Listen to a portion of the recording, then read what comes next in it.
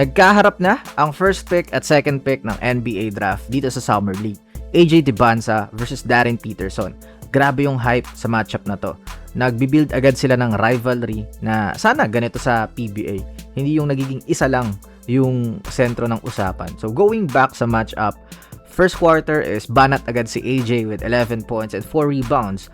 Ultra confident kasi yung offensive approach niya is forcing defense to foul him. Kaso naaasar agad siyang foul baiter first game pa lang.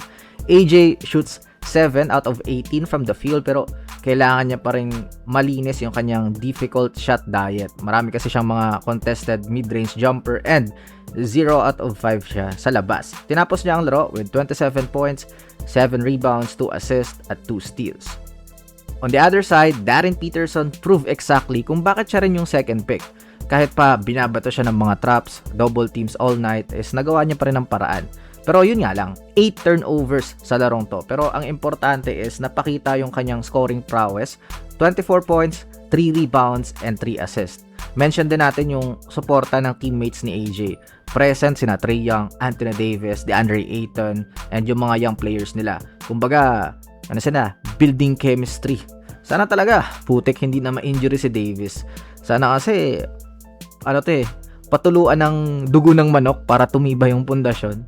Overall, napakita ng dalawang draftee na deserve nila yung selection.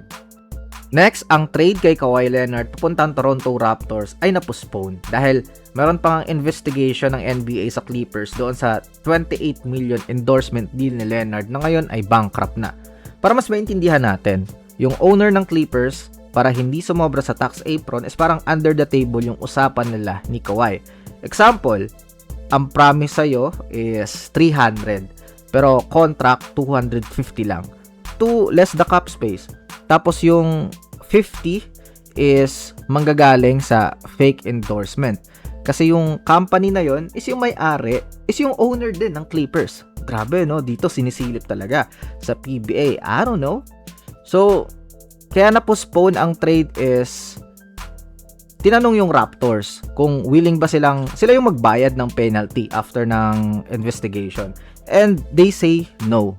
Kahit open arms pa sila kay Kawhi kasi goals naman talaga. Sa Clippers ginawa yun, tas kayo yung magbabayad ng penalty, di ba? Naka-freeze din tuloy yung pagpunta ni Brandon Ingram at Grady Dick sa Los Angeles dahil sa nangyari ngayon.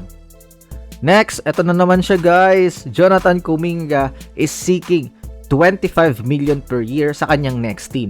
Alam niya daw sa sarili niyang meron siyang high upside and production. Tsaka isa siyang core foundation piece sa kahit anong team.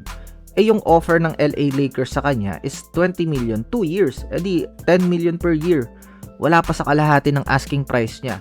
If tatanggapin to ni Kuminga, yung offer ng Lakers, he will wait another 2 years para patunayan yung sarili niya at maghanap ng max extension na yan talaga yung gusto niya una pa lang sa Warriors. So, sinong team sa NBA ang magbibigay ng 25 million sa kanya? Let me know all your thoughts in the comment section below. I will now step back. Bye-bye!